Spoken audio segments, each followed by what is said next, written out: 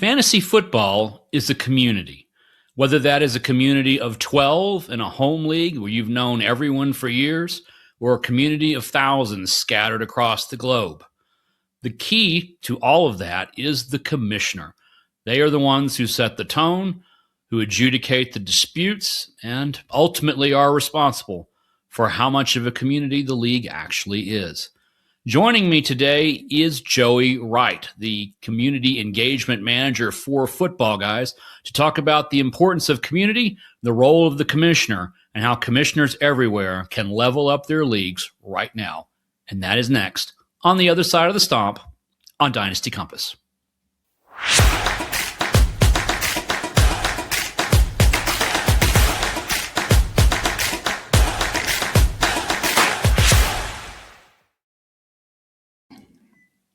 Welcome to Dynasty Compass. I am your host, Jeff Blaylock, the other Jeff B. from Footballguys, and I am thrilled today to be joined by the Joey Wright of Footballguys, my friend and colleague. Joey, thanks so much for taking the time in your busy show-producing schedule, and welcome to Dynasty Compass. You know, I like to think that I'm never too busy, especially for you. When you sent me the show sheet, it said episode 34, and I'm just wondering why it took 34 episodes for you to invite me on. That's great. I'm just excited to be here to talk to you about what we're going to talk about today. I feel like this is the perfect episode for me to come on, so I'm excited to talk to you, buddy. Well, they're out of order, so this is actually episode 33, so that's one sooner. And it's taken so long because, I wanted to perfect the format before I got you out here. And so today we are at perfection because Joey Wright is finally here. And we are going to be talking about commissionering today, something that doesn't get a lot of attention in the fantasy space, despite the fact that it's an extremely important aspect of any league, really, but particularly dynasty leagues. But before we get to all of that, Joey, you are definitely a fascinating person. Every time I talk to you, I learn something new about the really surprisingly wonderful past you have and the long road you've taken to get to Footballguys as the community engagement leader. So for everyone who may not know you as well, what's the high-level story of how Joey ended up in a career of fantasy football? I mean, I think it starts when I was a kid, just a love of sports and, just a love of looking at the back of baseball cards and football cards and basketball cards. College basketball was my first love. I was a ball boy for the Florida Tech Panthers for 5 years, and it was a great time bonding with my grandfather over sports. And then, as I got older, I just got more and more into it. And my actual toe dipping into the industry in 2020, I got really sick. I had my gallbladder removed. I had to get double open hernia repair, a couple other procedures done, and I was in bed a lot. And I was already playing fantasy football for years before that. I've been playing since about 2009. So I ended up in my first industry league, which was the Raz Bowl from the guys over at Raz Ball. And I had a blast. I made it, my own little thing, and every week doing weekly updates and stuff, and just had a lot of fun with it. And the team at Rasball, I'm always so thankful to them because they were the company that gave me my first shot. Said, dude, you're really funny. We really enjoy, you just kind of being who you are. Do you want to come work for us? And I said, sure. And then they gave me the waiver wire article year one. I ran that for a whole year, kind of made it my own. And I just really enjoyed my time there. But knew that maybe straight analytics was not going to be my foray into this industry. And I went to the Fantasy Football Expo, and I met my I call him my mentor. He will deny it up and down, and that's fine if he does. I met my mentor, Dave Richard, who I've been listening to for over 10 years through the CBS podcast. And he told me, I asked him a lot of the same questions that people have asked me, like, how do you get started in this industry? And he's like, find your differentiator. Find what makes you different. Find what you're good at that's outside the realm of fantasy football, and find a way to make that valuable to a company. And I met at that same expo, I met JL Garofalo, Jay Felicio, and Simon Grunewald, three of the guys, and Josh Fuster as well, four of the guys at Front Yard Fantasy. And about a week later, I joined the team over there. And I said to JL, and Front Yard Fantasy, just for anyone that's never seen it, it used to be a daily game show where the chat would join in. It was very interactive with community. And I saw oh man, I really enjoy that. But I asked JL, I was like, hey man, I got this idea. Can I go to record something that's not a show?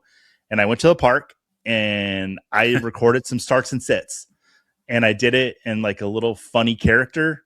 The first episode actually don't have the voice, but a few episodes later, I developed this voice to create starts, sits, and salutations, where I went out into nature, talked to animals. I did all kinds of stuff with that series. And I remember Dave saying to me, like, this is your differentiator. This is what sets you apart. Lean into that. And what I found was I was able to develop a community doing the show. I took it to Expo 2 years later and interviewed people. And you can actually watch my interview on camera with Joe Bryant, where I basically land a job with him. And I wasn't even trying to. But through building community of my own, I got to meet some great people.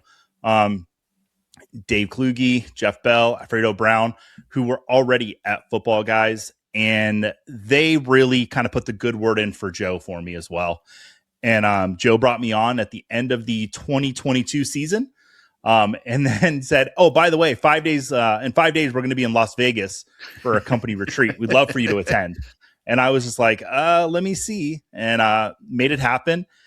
Worked, did roundtables and whatnot for a while for Footballguys. And then in the summer of 2023, I was really unhappy in my day job. And I'm very thankful for my day job that I had before this. I was a water technician. What it allowed me to do is basically drive around town and listen to fantasy football podcasts. And, because you have to drive to the customers' houses. Right. So I had lots of time in between. I'm very thankful for that job, but I was very unhappy. I knew that this is not what I want to do for life. I think I want to try this football thing. Went and sat down with Joe at the Expo, and he said, pitch me your dream role. Go home and figure out what that is, and then come back to me. And Joe said no when I went to him the first time. It's just because it was bad timing. And I remember being really defeated. And then a week later, he called me. He's like, you know what? Let's go ahead and do this. So, maybe my presentation was really good, and Joe had to digest a little bit. And then ever since then, I've kind of hit the ground running. Anything and everything I can do at Footballguys, I want to do. I plan our company retreat. I run the Discord. I helped create the Footballguys Bowl, which is our community bowl. With last year, we had over 5,000 teams in it, 5,004 to be exact, because a week before the bowl was kicking off, we were like 28 teams short. And I was like, no, we're going to hit 5,000. Go to all the community events, and really anything that I've done at Footballguys in this industry, at the foundation, I wanted to build community, and I wanted to be a part of something and make people just fall in love with the game that I did. So anything I do at Footballguys kind of is through that lens. I'm on 2 shows, Sunday Morning Live. That's community. That's people asking for help. Starts it face forward. We can put their comments on the screen. I love that type of thing. And then I host a trivia show, which is just hanging out, building community. So anything I'm doing is building community at Footballguys. And so, yeah, my journey is not the same as a Matt Harmon or a JJ Zacharyson, who are definitely more analytics based. And I love those guys. Those guys are incredible. I lean on their knowledge. I lean on the guys that we have at Footballguys, Bob Harris, Dave Kluge. I mean, we have some great minds at Footballguys, but that was not my path. I was never going to succeed going the route of a straightforward analyst. Maybe I could have. I've had some people say, oh yeah, I think you could have gotten there that way. But I knew the best and most true way for me was to find my differentiator, find what makes me different, find what I'm good at that's outside of fantasy football, and apply that to fantasy football to help myself succeed. And, I do this full time now. I don't have any other job. And I'm really happy. And I ended up in an industry that I absolutely love, in a community that I love. So yeah, I think that's my journey. I think I hit all the points I was supposed to hit. There you go. And of course, you're a huge film buff because you have part of your library behind you. It is a vast library. If you've ever seen Joey on a longer, wider shot, it's just more and more and more. So big film buff. Once a projectionist, so always a projectionist at heart. I say I love this job. Boy, let me tell you, being a film projectionist, when I actually got to with 35 millimeter film, that is A and B jobs, just such a fun time. I love movies. I was a film critic for a little while, and 1,500 films, a little bit over that now. So yeah, just love them. Just a few, just a small number. Just a few. Very small collection. So, you of course build community on a very large basis for Football Guys. This is a nationwide, global kind of community. For folks who are in leagues, of course, we're looking at a much smaller kind of group. But what does community engagement at this larger level mean, and then how does that get applied to just the individual league level? Yeah, I mean, I think community at large. I just want everyone to feel what I felt the first time I did a draft with my room full of buddies. And I don't think being in a league of 5,000 people or 2,000 people, if in the super tournaments, or if it's just a league online with people you don't even know, I don't think the community needs to stop there. I think you can build community, build relationships through those leagues. So I think the community, or what it looks like to that league, is whatever that league's identity is, if that makes sense. Yeah. Yeah, and home leagues, of course, are a big part of that. That's how many of us got started. You just mentioned it, sitting in a room drafting with your buddies. I know that's something that you're particularly passionate about. And you and our colleague, Dr. Kevin Murray, you guys host a show for Football Guys that's focused on home leagues. It's one of the newest shows we have. It's outstanding. I love it. That shows what was the goal here for that show? And you talked about pitching something to Joe earlier, so great segue into how did you pitch that to Joe? How did you say, Joe, we need a show about home leagues? I didn't pitch it to Joe. Joe pitched it to me before I was really ingrained at Football Guys in the role that I'm in. Joe, it's 100%. Joe had told me and Kevin Murray separately that he wanted a commissioner-based show at Football Guys. And I want to say over 2 years ago, Kevin and I were walking in Las Vegas, and we started having the conversation that 2 years later would lead us to make the home league show. And we just knew we wanted something for commissioning. And I was like, man, I would love to help you on this. I just don't know where my role is. And then we figured out, why don't we just make it commissioning and community? And then it really all started taking off. But the big jumping off point for us to do it is Kevin Murray put a book out. The Commissioner's Playbook. Oh my gosh, if I got the name of that book wrong, Kevin's gonna kill me. But we'll edit this out if you got no. It's the Commissioner's Playbook. But Kevin wrote an incredible book, and in that book, it goes through chapters of like really how to set up, any type of fantasy league, how to build community, what makes fantasy football great, and it really just kind of provided a blueprint for us to get our hands into fantasy football, into building the leagues and building community, and put it on a show. And it's been really fun. I think we've got like 15 episodes in the tank, and it's evergreen content too. That's what's great, is we're not really doing, kind of like this show. We're not doing fantasy football content that's like, okay, what tight end are we going to start this week? It's really like, how do we build a fantasy league? How do we build a home league? How do we make it great for everyone? Whatever kind of league that might be. It's great. I love that show, and Kevin's book as well. I'll have links to all of that in the show notes down below if you're on YouTube, or in the notes if you're on another platform. But talking about commissioners, I think a lot of commissioners probably see their role as largely administrative. They collect dues, they update settings, they make sure the league's moving right, they move it from one year to the next, they go from off season to in season. But that to me always felt like a very narrow kind of vision for a commissioner. I imagine you also would agree with that. So what could a commissioner be doing for their league if their focus has up till this moment been just on administration?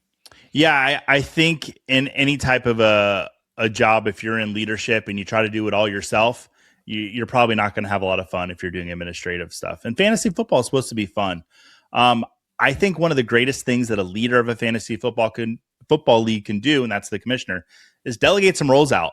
Take some of that administrative work off your plate and give it to some people in your leagues. Like, let's say if you've got money in your league, nominate a treasurer. And this is stuff that, working with Kevin, I've learned about, and I knew about before, but definitely developed my knowledge a little bit more.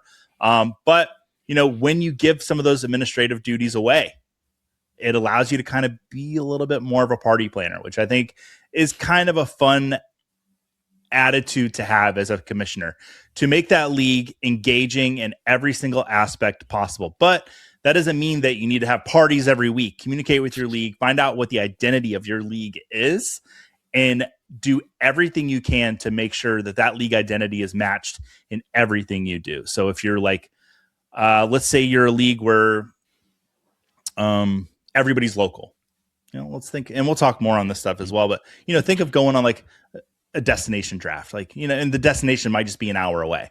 But go get out of your normal sports bar. And listen, sports bars are great.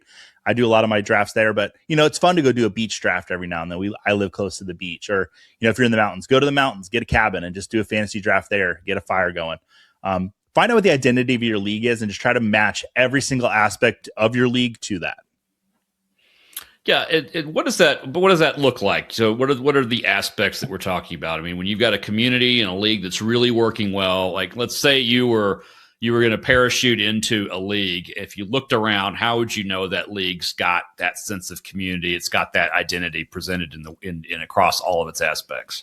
Yeah, I mean, I think it's engagement. If you look at any league and there's not engagement there, you don't see the teams or the managers bought into whatever the nucleus of the league type is. I think you need to kind of reevaluate what's going on. And so I think one of the biggest indicators of that is turnover. If you've got a lot of turnover in your league, that's a sign that maybe, I don't want to say you're not doing something right, because that could just be wrong. You could just not have the right league managers in there. I think that any fantasy league kind of takes 2 or 3 years to really kick off until you have that core group of people, 12 people or 10 people or 8 people, how many ever people you need that fits your league best. 12 seems to be the number that most people go with. Once you get those 12 people that are all very like-minded and not in the same type of fantasy players, but they have the same goal in mind. So if you've got a money league, maybe that's a little bit more serious. Maybe you don't do lots of bells and whistles. It's just you make sure that every little deadline is met. Everything is scheduled out properly. That's something that a good money league would have. Or a treasurer that will handle the money well, and it's all written down in a constitution. That would be something I'm looking forward to as a paid league. Or if it's just a casual league with friends, I want a super fun draft party. I want an end of the year Super Bowl party with lots of awards and fun aspects. It just depends what that league identity is. But whatever that league identity is, whatever the commissioner's doing needs to match that. Yeah, you mentioned, of course, turnover, and I mean dynasty leagues, all leagues really, but dynasty leagues in particular, because of their longer time frames, really live or die on retention, and replacing managers is tough. And having as a number of them leave over a short period of time is very kind of destabilizing. So, how much would you say that retention is a factor of fantasy success from kind of the individual manager standpoint, but just the league operation standpoint as well? And then how much is it really the relationships in the community within the league? That's a really interesting question. I think definitely if you see your league and you've got multiple managers turning over every year, I want to just say, look in the mirror. Because if you've got year after year people turning over, now the first year, I give any commissioner, any league that first year to kind of be like, oh, you know what? This, Jimmy wanted to try fantasy football. Not for him. All right, well, let's find a replacement for Jimmy. Jimmy's not having a good, he wasn't having a good time. But I think it's the fantasy manager that kind of forces Jimmy to keep it going. The fantasy commissioner, I should say, that forces Jimmy to keep going.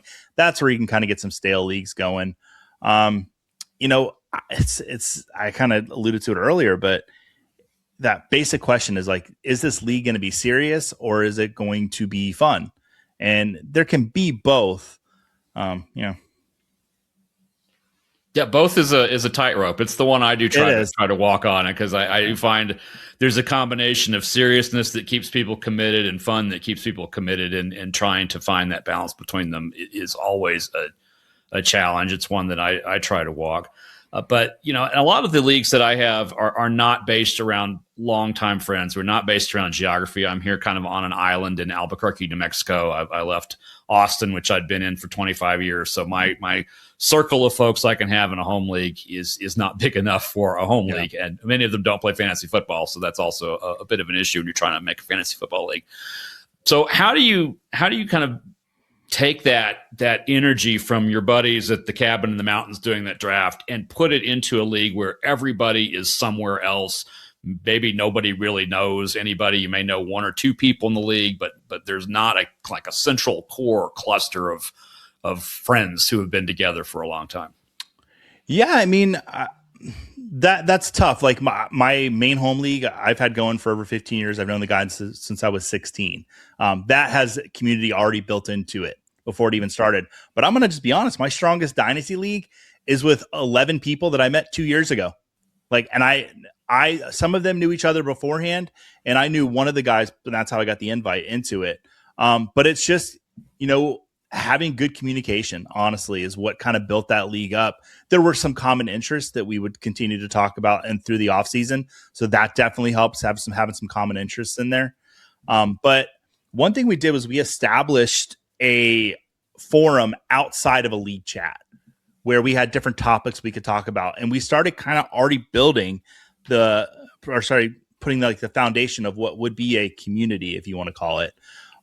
But just getting to know each other, communicating, and it also was a fun league. So the communication was more fun. So it already built those bonds into it. We're looking at, I might be flying up to New York to go to the rookie draft that they're going to do just to be a part. And that's fun. I would never fly somewhere, some strangers I met on the internet, 10 years ago, you tell me that, but you're insane. Never do that. And yeah, once a year I'm flying to see actually more than once a year. I'm flying to see strangers all over the country that are no longer strangers. They're friends. And it's just communication, I think, is a huge part of that. Yeah, I think about the commissioner, I think about the role. We've already talked about, kind of the administrative part. There's also the mediator part. You've got to be the judge who stands in and settles disputes between or among managers, depending on how many we're talking about.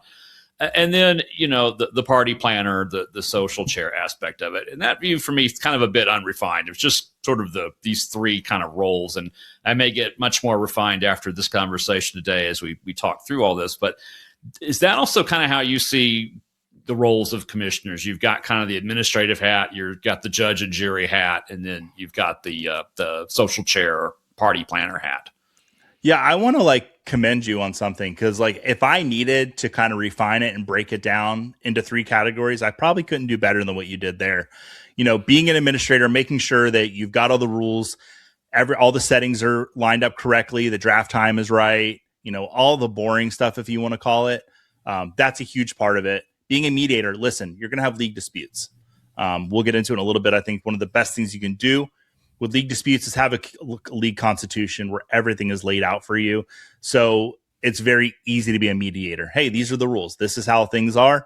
If you don't like it, let's finish out the season, but maybe you can move on after that. It's very easy to be a mediator once that happens. And then, if you've got guys that are, local, that are all together, make it social, have Super Bowl parties, meet up for the NFL draft, March Madness parties, lots of fun things you can do in the off season. Keep that engagement going so the league doesn't necessarily feel like, this is just, 4 months out of the year. This is a year-round thing. The NFL draft's coming up, so I know we're going to get together. And then every summer we have a league rules, summit where we're going to talk about new rules we want to institute. Finding something to just always get together if you're local. And even, we live in a world where we can have Zoom calls, and it doesn't need to be local. You can get in a Zoom call and you can have these fun hangouts just as much. I mean, last year you and I were in a draft for the Footballguys. One of the behind the scenes leagues that we do. And we were all hanging out in a Zoom call, having a blast. And I think you don't necessarily need to be local to build community, but to make it feel local and get that local feel is kind of, in a lot of ways, kind of an endpoint that you'd probably want to get to. You mentioned a moment ago that you guys had kind of this forum outside of league chat. I think we can all agree that league chat is one of the worst ways to communicate generally with people, because you have to really be paying attention to that. And in Dynasty, we at least have an off-season calendar that even the most checked out of Dynasty managers still has to come back every once in a while and check on something. In redraft leagues, an 8-month silence is a reality sometimes. But what would be some of the tools, or what did you build that community in, or what are some of the tools that a commissioner can use outside of their league chat to build a group? That's a great question. I mean, two of the big ones I'll mention, Discord and Slack. What they allow you to do is have chats that are on individual topics. So there can be just league chat. This is where we're talking just league stuff. That's where you put all of your rules that you want to think about. just having any discussion about the league. But then say, your league you got a local basketball team that you're all really in on. Have a channel called Orlando Magic. And I'm using as an example from our Slack. We have an Orlando Magic chat, and we're all in there talking basketball. We actually had to change the name to basketball because one of our guys is a Sixers fan. Oh. And he complained too often that it was just Orlando Magic talk. I'm like, all right, we'll make it just basketball for you. Then we got a movie chat in there. And what it does is it allows you to have, just something on your phone where you can go to where you don't get as lost in the conversation. Because with the league chat on a fantasy football app, we'll say Sleeper, if you decide to go on a nice evening with your wife or your husband, have a nice date night, and you come home, you could have missed 70 messages. Yeah. League chat, having it on a platform like Discord or Slack, and they're very similar to how I'm speaking from a fantasy football perspective. It just allows that conversation to be a little more funneled. And then you can do polls. There's a lot of really interesting things you can do with those two formats. So I like both of those a lot. There's a Mighty network out there that you could use as well. There's all kinds, but Slack and Discord, I think, are the two most popular ones. Yeah, we've got one on. I think it's WhatsApp, which WhatsApp, is that another one that that we use. That's the one here locally. The home league here in New Mexico that I was invited to this season uses that to communicate. Yeah, so WhatsApp. That was. Oh, sorry. Yeah. No, go ahead. WhatsApp's a lot like Slack and Discord, so no difference in there. Just like almost like a forum feel where the siphon channels, and it makes conversation so much better. Yeah, and Slack, I use that for fantasy football. We have it for that, but I also have to use that for professional, like day job purposes. So Slack is one I just put a little caution flag on, just because if there are folks who either want or need to keep their professional life separate from their fantasy life, Slack may not be the best tool, but it is still a really good tool. Can I ask you a question? Would you rather those two apps be split off? So you're like, you know what? When I go to Slack, I'm just doing fantasy, or we'll use your instance. When I go to Slack, it's just business time. But when I go over to WhatsApp, that's the fun. Would you rather those be together or separated? Well, me being who I am, I kind of like things to not have to look in so many places at once. So I don't actually buy that they're all together. Right. But I do know that there are folks who are at like corporate systems, for example, where it's supposed to be just purely work related. But so Slack would be my lower choice of those, but still really good. I mean, I've got a couple of leagues that I'm part of that are on Slack, and nice. I can turn notifications off if I just needed to focus on work. But that's typically workplaces don't use WhatsApp because that's not the best kind of a app for work stuff. But a second ago we were chatting about the commissioner roles, administrator, judge, mediator, and then the kind of social chair. Is it realistic to expect that a commissioner can be good at all three of those things? No, and I mean, I don't even think I'm good at all three of them. And you asked me to come on the show to talk to you about commissioning. I think I'm pretty good at them, but I think that's where delegating comes in. If you see that there's a weakness, maybe you're not a good planner. You don't work well with the schedule. Maybe you hand that off to somebody else in the league. Like, you're going to be the planner for the league. I don't think it's realistic to expect a commissioner to do everything. But usually the person you pick to be the commissioner of the league has a good grasp on what that league is going to be. And at least I like to think you just don't pick some random guy or gal. You get the one that seems to be the one most suited for that. I saw a funny thing out there that was like a little Instagram reel that's like, talking to females, and I was saying, ladies, look at a guy group of friends, find out which one is the fantasy football commissioner, because that's the guy you should marry, because they listed out all the things. Like, they'll be on time, they're good at conflict resolution, like all these things. But in reality, I don't think it's completely the best expectations for you to think your commissioner is going to excel at everything. But that's when being a good leader is knowing when to delegate. Yeah. So if you were choosing a league based solely on who the commissioner is, I don't mean a name, I don't mean a pre-existing relationship that you might have, because that might overrule all these other considerations, but more like a character or an archetype. I mean, what would you be looking for? And again, just never mind the rules, never mind anything else about the league. This is just purely based on, you have commissioner A, B, C, or D. You can go with one of them. What are you looking for? I'm going to break your rule. Jeff Bell, any league he commissions, I will be a part of, because he is a fantastic commissioner and gets everything done. But I think it really boils down to the identity of your league. And I'm going to give you 2 examples. If you have a fun league, if your league is fun, look for someone that's outgoing, wants to make a spectacle out of it, wants to have events, wants to make everything seem like the biggest thing in the world. That's fun. That's a kind of a fun league. But let's say you don't really care about the fun. You're more of like, you know what? I want a serious money league. This is a dynasty league. I want to manage it for a bunch of years. I'm very focused. Find someone that's good at meeting deadlines, good scheduler and planner. That's kind of what I'm looking for a more serious league. So I think, like I've said before, it boils down to the league identity. What kind of league are you in? Find the person that matches that league identity. Yeah, I plus one on Jeff Bell. I got into a league last year with him because he sent me a message that simply said, "You've been summoned," and there was a link. Here's the thing. I don't want to go too much about Jeff, but he can get pushy. Like you at least you got a message. Often I'll just get it I'll just see that image pop up for Sleeper and I just respond either yes or no. Like he just sends me the invite. No pretext. Just grab me by the collar. All right, you're coming into this league. But yeah, no, he's a great fantasy commissioner. Somebody I would shout out. And good at a lot of the things. Especially the rules aspect of it. Creating fun leagues that with the settings that are just kind of wonky and off the wall. No 2 leagues are the same with him. So yeah. Let's say now let's shift from kind of the you looking for a commissioner to now you wanting to be a commissioner, because it is such an important role and it's a serious responsibility to take on. What skills would you say a person needs to have at least some of if they're going to be an effective and good commissioner? Yeah, no matter what kind of league format, I know that I've kind of been bouncing around to say, hey, find your league format, find what works for you, like the identity of your league. No matter what that identity is, it all boils down to that person needs to be able to communicate. Whether that's decisions that need to be made, draft dates, are we going to have a party, rule changes? That person needs to be able to be a communicator. Is kind of one of the most foundational, best traits that a fantasy commissioner can have, because that kind of solves everything. Yeah, what would you say is kind of the ideal level or frequency of communications coming from a commissioner in a dynasty league? Frequency. In a dynasty league, it needs to be... That's a great question. On frequency, I would say weekly. There needs to be at least weekly messages coming from the commissioner.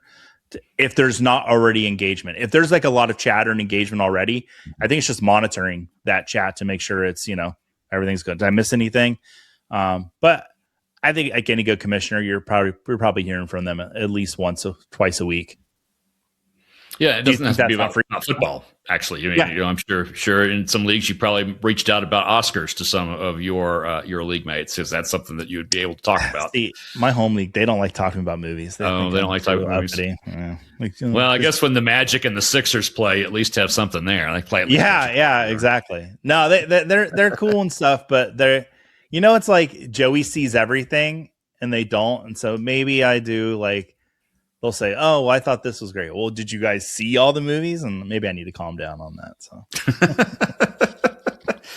So, aside from just, the communication itself, just sending things out, what are some ways that commissioners can keep their league engaged, even when there's no lineups being set, like this time of year when we're waiting for the NFL draft and perhaps our rookie drafts aren't for another couple of months?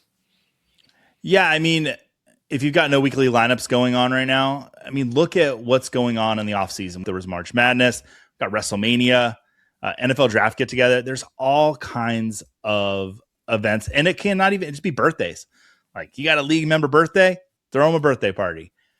Find a way to if you can't meet up, at least meet up online or have some type of a benchmark at least once a month to more than just check in on your league, but to kind of, maybe it's a little bit more checking in. Yeah. Just to spend time with them, build those relationships during that time in the off season. Because once the season comes around, it's all business, right?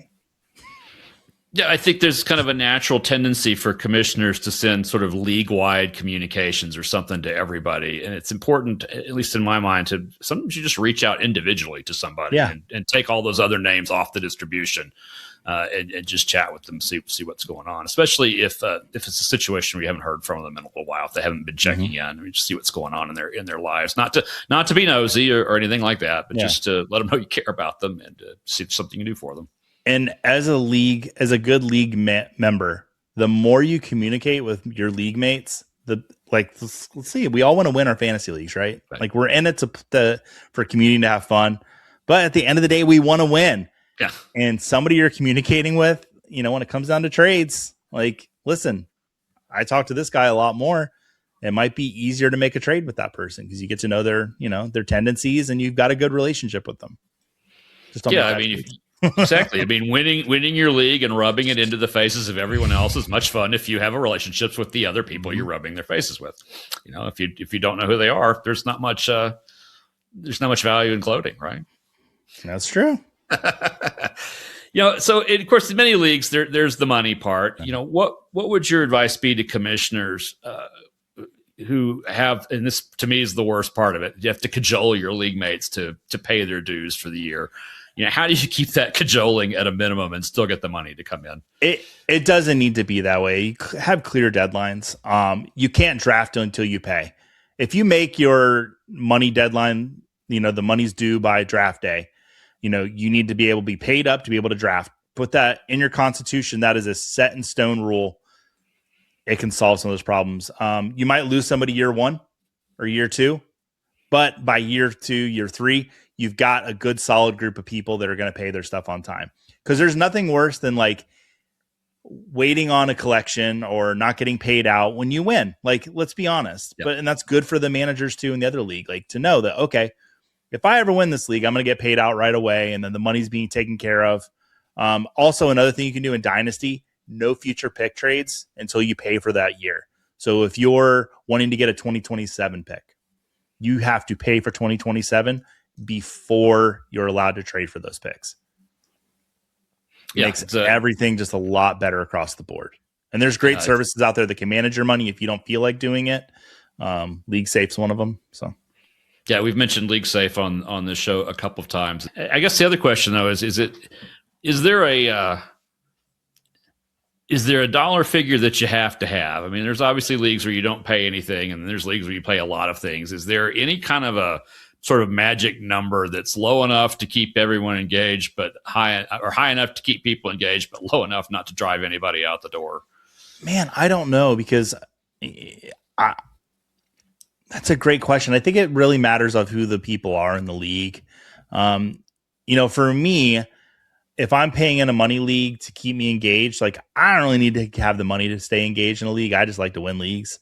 It's nice to have money, but I can't say there's a dollar amount that would keep me engaged, but I've seemed to notice across the board in my leagues, I would say $25 is the lowest amount of a buy-in that I'll see. I don't see anything less than that. And I'm in leagues that go higher than that. And yeah, maybe I'm a little more invested in how those turn out, but maybe I'm not saying I'm a saint, but I feel like I'm pretty engaged in any league I'm in. But I think $25 is probably the minimum. Okay. At least from what I've seen. And I mentioned that to me, cajoling people for money is the worst part. It's because I have been pretty lucky as a commissioner to not get involved into a lot of conflicts between my league mates. And so I haven't had to do a lot of conflict resolution. So, but thinking about separating good commissioners from great commissioners, what is it that great commissioners do when they handle conflict within their leagues? They have a constitution that they get to go to. It eliminates so much conflict if you have just a really good basic constitution. So a set of league rules that are written down that everybody has the link to. In one of my leagues, I actually printed up constitutions and mailed them out to them, just to be a real stickler. But that doesn't eliminate conflict. It will never completely eliminate conflict. But what it does is it eliminates conflict for the future as well. It can eliminate conflict for the future. So let's say you've got two guys that are fighting over a trade and there's no trade vote. So you're the commissioner. You need to resolve that. Take that situation, take what happened in that trade, dispute, and figure out a way to set a rule from that to make the league better. Put that in your constitution. Your constitution should be ever evolving. But any great commissioner has a constitution there and communicates with both members. Get both sides of the story. I have noticed in my leagues, usually by year 3, there's not much conflict. It's those first 2 years that are, it's like a marriage in a lot of ways. When you're starting to get married, you'll have some conflict come up in those first 2 years that won't happen later on. Yeah. I think you're right there. And part of that reason is that typically the ones involved in that conflict, one of them will typically leave within a year or two, even regardless of the outcome. But I'm not saying that that's, in a sort of a doom and gloom way. I mean, that's part of the job of a commissioner is you have to separate out what is the argument over the actual rule or the actual thing in the league, and what is it about somebody who just really is upset with somebody else or just wants to get into a fight with somebody. Yeah, and sometimes that is just noticing the toxic behavior of one person, and then it's like, oh, that's really what the conflict is at. It's not necessarily with the rule, it's with the person. And I am one of my foundational beliefs in fantasy football is I don't veto trades, but I veto members. I have gladly let people finish their season out, take your money, leave. And I've kicked them out of leagues because I'm not concerned about one person in the league. I'm concerned about 12 people or 11 people. I guess if you include myself. It needs to be fun for everyone. It needs to be fair for everyone. If you've got one person that's toxic in there, find a nice way, or maybe don't find a nice way to give them the boot. And don't feel bad about it, because there's 10 other people that are going to say, thank you so much for doing that, if there's a toxic member in your league. Yeah, and that's, of course, a lot easier when it's a group of people scattered across the country that you don't know. But even in a league with your longtime friends from high school, if there's someone who's toxic, they need to be, you may need to take them out in order to keep the rest around. 100%. And let me take a step back from just toxic. Like, I'll use my home league as an example. The first year, we had one guy that he's like, hey, I want to try it. I enjoy coming to the hangouts. Like, I want to be part of that. So I guess I had to be part of the league, but he didn't really like fantasy football that much. Mm-hmm. And it was simple for me to say, like, dude, you can come to the events. Like, that's no problem. Yeah. Like, if he's like, I just hate playing fantasy football, I'm like, you don't have to. Like, just come hang out with us. Like, you don't need to be part of the league. But, he does. He feel like he misses out a little bit. But we let him in the group chat. We need to figure out a role for him. Maybe he's like the flag bearer of the league. He brings the flags out, because we sing the national anthem before our draft every year. No, we don't. I'm just kidding. I made that up. But no, I mean, yeah, noticing people that just maybe it's not their thing. Maybe the format's wrong for them. Being able to be a good commissioner, recognize that, communicate, have that conversation with them. It can go worlds to make your league even better. Yeah, definitely reach out. And we've talked about a league constitution a couple of times. I mentioned it on the show. There is going to be an example from a league that I commission in the show notes, link to that. So if you want to see what one of these might look like, if you say, man, I'd really love to have a constitution for my league, but I don't know how to start, this is the place to start, whether you copy it wholesale or just use it as ideas. If it'll help you make your league better, you can do that. And then the other thing I'd say, you actually kind of hinted at it when you said the 11, and then, I'll throw myself in there to be 12. I try as a commissioner to make it our league and not my league, and make sure that it's actually, a community driven league, and not just me as the commissioner who runs things and who sets I can set the tone, but I shouldn't make all the decisions, and it shouldn't be my league. And the farther you get from the startup, the easier that becomes to make it a group league. When you're first starting out, everyone's going to look to the commissioner for, okay, what are we doing? How does this work? And it's a little more the commissioner's league in year one, but hopefully by year 2 and certainly by year 3, I hope everyone in a league feels like it's their league, not just a single person's league. Yeah. One thing you can do is, like, if you're going to establish a league, let's say you're setting a league from the ground up, have your first thing you ever do not have to do with fantasy football at all. Just get everyone together and then talk all these things out, have some votes. Like, hey, you know what? I think it should be super flex, but Billy over here thinks, Billy doesn't want super flex. He just likes one quarterback. All right, let's have a league vote on it. Maybe that's the issue that at the foundation Billy would have left about. Or if you're a commissioner and you're trying to dictate everything, well, Billy, he didn't want to play super flex. He just wanted one quarterback. He was a wrong fit for this league from the start. It could be something as simple as that. Talk it out. But yeah, have a meeting before you establish the league with the people to make sure that everyone's on the same page, wanting the same thing. But you'll be in year 2, and somebody will be like, you know what, that Fab system we were working with, I didn't like it, I didn't get it. Yeah. Maybe we should move on from Fab, and then have a talk about that. Have a vote. Just communicate.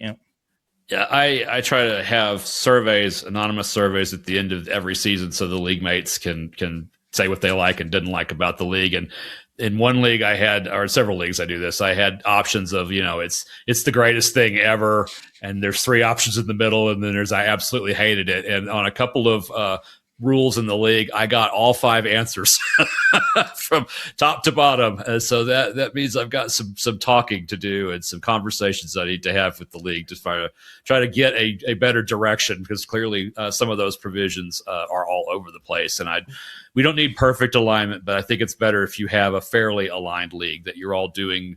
I think it goes down to the character of the league you were talking about earlier, having that consistently applied to everything. If there's rules or provisions that are clearly dividing a lot of people, then that's something that needs to be resolved.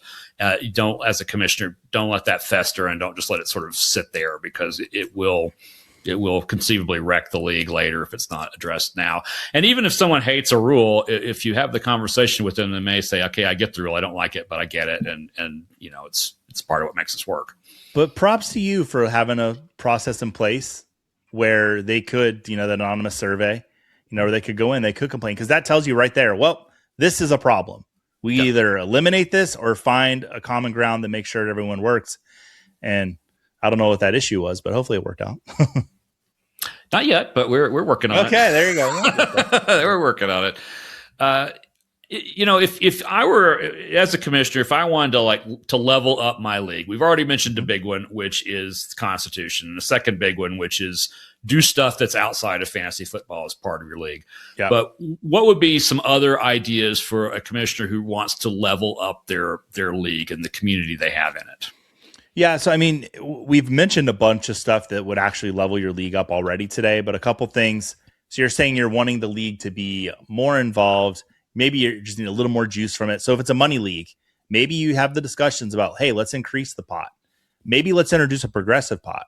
So if somebody wins a league 2 years in a row, they get an extra special part of a pot. So everyone buys in for $100, but they throw in an extra $10 a season that just goes and sits in this one pot that if anybody goes back to back, they get that extra pot. That's an extra little caveat you can throw in there to level up. If it's a fun league, book a destination draft. I cannot tell you, some of the best memories I've ever had have been my beach draft weekends with my guys. I was just on a show the other day. Who was I with? Talking about J.L. Garofalo. We're talking about Andrew Luck, and I will never forget our destination draft the night that Andrew Luck retired. We'd had our draft that afternoon, and we were doing a little bit of a went to a sports bar, had some food, and then we went and played putt-putt golf because we are children at heart and we enjoy it, but it gets super competitive. So we were playing putt-putt golf, and we were on hole 6, and my buddy looks down at his phone. He's like, hey, Andrew Luck retired. And we're all like, ah. And then I was like, oh no, he really retired. And the guy that drafted Luck, he was a Colts fan too. The life just out of him. But see, as the commissioner, that was me in that moment noticing this league could be really unfun for him this year. So I said to the guys hey, we are going to give him first bid off the waiver wire. We're just going to change that rule. The good faith, good thing that we need to do for him, because he just got a raw deal. And I know injuries happen and whatnot, but maybe it was him being a Colts fan as well. That's being a good leader, noticing this season's going to be bad for this guy. This guy means a lot to me being in this league. We need to do something special for him. And he ended up making the playoffs. So, yeah. Yeah, timing of these drafts, it can be something. And Andrew Luck's retirement sort of came completely out of nowhere. I mean, that's something that no one, I think, really could have predicted unless you were very close to that situation. But it does speak to me to kind of a question that isn't on the show sheet. So I'll set it up and give you the time to think about the answer. Okay. Which is, the timing of something like a rookie draft. I've got leagues that have already done them, and I have leagues that won't do them until a week and a half before football season starts and several that are in between. And what I personally have found is that these really early ones kind of punish people who aren't really paying attention to every last detail of football year round. And the later ones tend to be, I don't say more fair because that's a loaded word there, but certainly more accessible, I'd say, to success for everyone in the league. So as you're thinking about, when to do a rookie draft, I mean, obviously right after the NFL draft, that's when energy is really high. So that is a time, even if we don't know what's going to happen, at least know where they are. But where in the calendar is kind of the ideal spot for, and we can split it up. You've got your money league and you've got your fun league, because those may be different deadlines. Yeah. Those may be different points in the calendar where you'd want to do those. But where would you say are some ideal spots in the calendar to do your rookie drafts? I would say overall, the Monday, a week later, a Monday after the draft. So not the following Monday, but the week in the future of that Monday. So I think this year 10 days. Like 10 days later, yeah. Give people a little bit of time to research, the landing spot, reaction a little bit. That's where I like to do my drafts. But listen, if you're in a dynasty league and these guys are, all the other guys and gals, the 12 members are bought in, they know every single rookie because it's more like a Devy league, do it before the draft. So, who am I to, but for the most part, I like to do them after the draft so I know where the landing spots are, but people will disagree with me on that. They'll be like, well, that's part of the risk and part of the fun of it is like maybe not knowing where they're going to land and the anticipation of that. Because fantasy football, at the end of the day, nobody knows who is going to finish 1st through 64th at a position. We think we know, and we get to make some educated guesses at it. Some people, the fun for them is to have some real big swings and some real big misses. I can see how the fun is taken out of that. To answer your question, I think it's dependent on the league, but for the most part, like 10 days after the draft. And how about for a startup draft? So let's say that you want to start a dynasty league. You want to start it this year, whatever year you happen to be watching this. It's 2026 right now. But whenever you have found this video or this audio and you want to start a dynasty league this season, when is the best time for you to do that draft? That's a great. I think that actually kind of pairs with your previous question. Because I think you can do it. You can separate them out. I think it's any time is a great time for a startup. There doesn't need to be a date on the calendar. Do that startup whenever you'd like. The question of when should we include rookies, I think, is where I start to kind of spread them apart.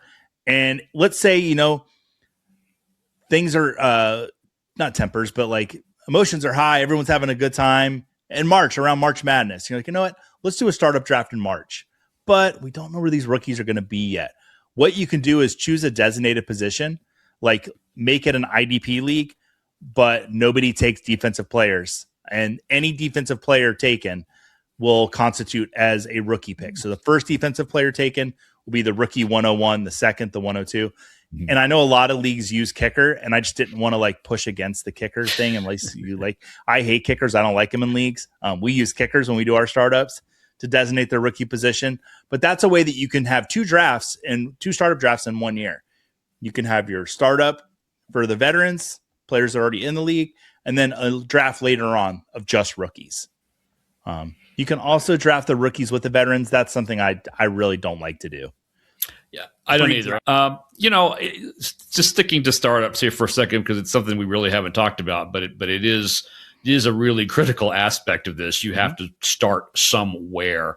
What would you say are the things that either a existing commissioner wanting to branch out or a new commissioner, what are the sort of things that they need to think through before they start asking people to get in a league or before they start setting it up on one of the platforms that's available for it? Yeah, I mean, some things to just establish the league out, know how many teams you want to have, know what type of league you want to have. And if you don't know if you want to be a super flex or, tight end premium, whatever the settings are, propose what you would like, and maybe you get a little pushback there. But just having the settings, don't even have to have a draft date yet. Just get the bare bones of the league set up. So I would say settings, format is really important, number of teams. Once you get that, I think you've got the foundation, what you need to kind of start picking a draft date, picking a draft style. And I think, buy-in too, what kind of a level, not necessarily a specific dollar figure, but, kind of none, low, medium, high, kind of where that would be. That's a fantastic point. And I can't believe I spaced on that. Like, that is just as important as the setting, because if you're saying, I'm going to have $150 buy-in, and Billy over here, I don't know why I'm picking on Billy. Poor Billy. Poor Billy did not deserve this. He didn't deserve all this shade today. And Billy's like, you know what? $150 is just not my level of commitment. It's good to know that up front. And maybe you're like, you know what? We really want Billy in this league because we like Billy. We've been picking on Billy a lot. Let's drop it down to 75. And Billy's like, listen, guys, I got groceries to buy this week. I can't. All right, Billy, we're going to take it down to 50. And then you find that number and you're like, all right, Billy's in, guys. And then Billy wins year one and see what it's like to win all this money. And then that's when you gouge him for the 150. Right. And that's when he wishes it had been $150 because it would have been a much bigger prize. Mm-hmm. Well, Joey, this has been really wonderful. Thanks so much for joining me. Any parting kind of words of advice to someone who is not a commissioner now, but is thinking, I want to start a league? We've talked about some things you need to do. We've talked about some setup stuff, but what's, take a step back from the settings and all the little nuances and the details.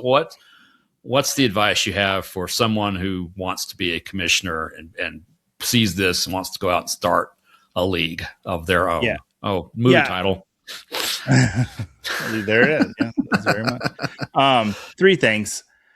Get a group of 12 people that you feel like are committed members to what your genesis of your league is going to be, with the nucleus, with the core of your league, with the belief, the type of league it's going to be.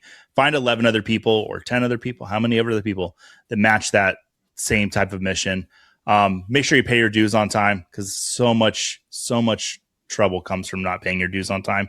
Have rules established there, have a constitution. Those 3 things will help you a lot. I want to shout a format out that I was having a conversation earlier with somebody in the industry. I love Dynasty. I think Dynasty is a lot of fun, but I think the trust in Dynasty might be starting to get lost with people, especially in money leagues, are trying to just win that first year and then they bail. Yeah. Start looking at Empire Dynasty leagues, where maybe there is a little bit of an end in sight, where if somebody won 2 years in a row, the league will redraft or it folds. I think the league experience would be a lot better with that if everyone was doing that. It's something I'm going to start pushing for a little bit more of my Dynasty leagues. Like, hey guys, I love being in this league with you, but already established ones, I don't think it'll be as much of an issue. But new startup Dynasty leagues, anyone I do will be an Empire if there's money involved, where we're paying towards somebody winning 2 years in a row, because that just gets buy-in for the future. And that's great for any Dynasty league, is to have buy-in for not just 1 year, but for many, many years in the future. That's great. That's great advice. I actually had not thought about that aspect of that kind of a rule. I've got one league that I am in that has rules in place. If certain things happen, it either everyone redrafts or formats change or something like that. And I've thought to myself, that's really difficult from a Dynasty standpoint. If you're managing out 2 or 3 years and at any point the league may disappear out from under you. But then I guess that's true of any Dynasty league, and that's part of the calculation. And I love that you've also highlighted the I guess the pump and dump kind of strategy, where someone tries to come in, get that quick pay, and walk out.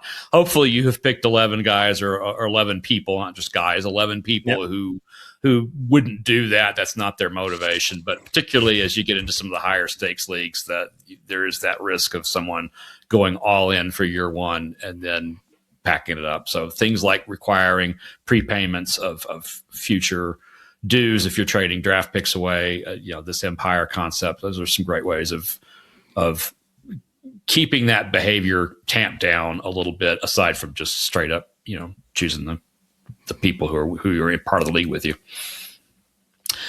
Joey, let everyone know before you go where all they can find you, from trivia nights Tuesdays to in-season Sundays and everywhere in between. Yeah, you follow me on Twitter at the Joey Wright, and that's because I do everything pretty much at Footballguys, and it all goes out there. All the links, all the show links, all goes out there. I do trivia on Tuesdays in partnership with Fantasy Cares, and Football Guys. Every Monday, I'm doing the fantasy football show now over at Football Guys with Dave Kluge. And then in season, I'll be doing not Starks and Citations. Maybe I'll bring it back one day. There we go. I'd love to see that again. Bring it back. People ask me all the time, "Are you ever going to do it again?" My daughter actually, she's like, "Daddy, why don't you make the Ohio videos anymore?" And I'm like, honey, I just haven't felt led to. I felt like I went out on top, But no, I do Sunday morning live every Sunday to help you with your starts and sits once the season starts. And honestly, the Home League show with Kevin Murray, which is honestly the genesis of why I'm here today, doing this show with you. All the things that Kevin and I talk about that I've talked with you today, Kevin and I have covered as well. I'm doing so much in the Discord with Football Guys. I'll be in Canton for the Fantasy Ball Expo this year. I'll be at a couple Scott Fishbowl live drafts. If you're in Albuquerque, no, I won't be in Albuquerque. Oh. I'll be going to Chicago this year. I will be in New York when the Fishbowl draft is going on. I'm not as able to hang out for as long in New York for some other reasons, but I might be in Charlotte as well. That has not been determined. Not when we go to Vegas this year. I went last year. It was a great time, but I'm around. Follow me at the Joey Wright on Twitter and on Blue Sky. And that's all my stuff's there at Football Guys. So, yeah. Well, and Joey, you would have been on the show even without the existence of the home show. You're just such a great guy, and you kind of full circle. You started this conversation with Football Guys talking about the retreat. I mean, to go 5 days after you're part of the company. The retreat was my really first taste of everybody as well. I think I'd been with the company for about 2 months, and having a good group of people is obviously critical to building a community, but also just being willing to be a part of it. And you and I shared an iconic moment together that kind of got me cemented into the lore of the company, even when no one knew who I was. We were watching a particular playoff game in which a particular kick doinked off a particular upright and unfortunately went through. Can you take us back to that fateful moment of history between us? Yeah, so I was watching the Bucks Commanders playoff game, and I was bought in. I'm a huge Tampa Bay Buccaneers fan, and I had my own little chair set up. I even had a little sign on it that reserved it for me. Because one thing I mentioned I do is I plan the company retreat for Football Guys. So the whole time I'm working, getting the food brought in, getting snacks, making sure everyone's taken care of.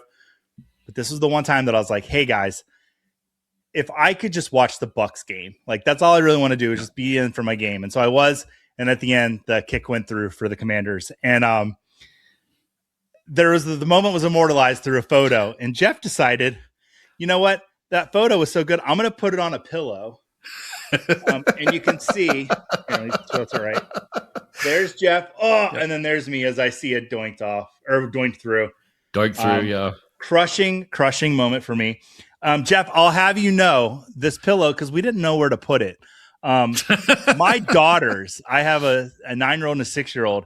They thought it was hilarious. This pillow sits in their room on their bed, and they like pulling it out, and they sleep on it. And so that's where this pillow resides, is in their bedroom, because they think it's just the funniest thing.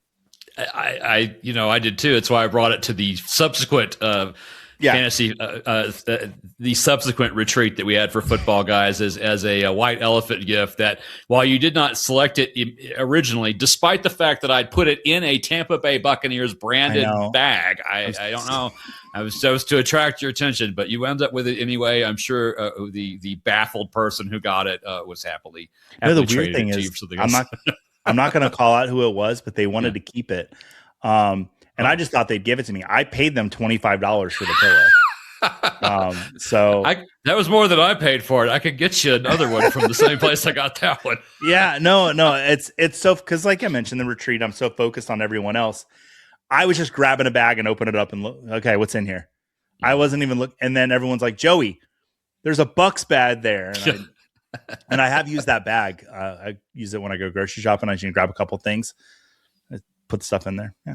See, white elephant gifts can actually serve legitimate purposes. They don't just have to be for laughs, even though that one originally was just for laughs. But I'm glad to see that both aspects, the pillow and the bag, live on in the Wright household. Well, Joey, thanks so much for joining me. And thanks to you and the audience, whether you're watching on YouTube or listening on Apple, Spotify, or your favorite platform, I thank you so much for being here. Please, if you haven't already, like this show, please subscribe. If you're on YouTube, click the little bell so you get notifications when we put out new episodes. And we will be doing a new episode next week. So if you click that bell next week, you will see the notification. I have a very special guest, Pete Nova from Player Profile, are coming. We're going to talk about trading draft picks when they are on the clock and they're most valuable. So we will see you next week on Dynasty Compass.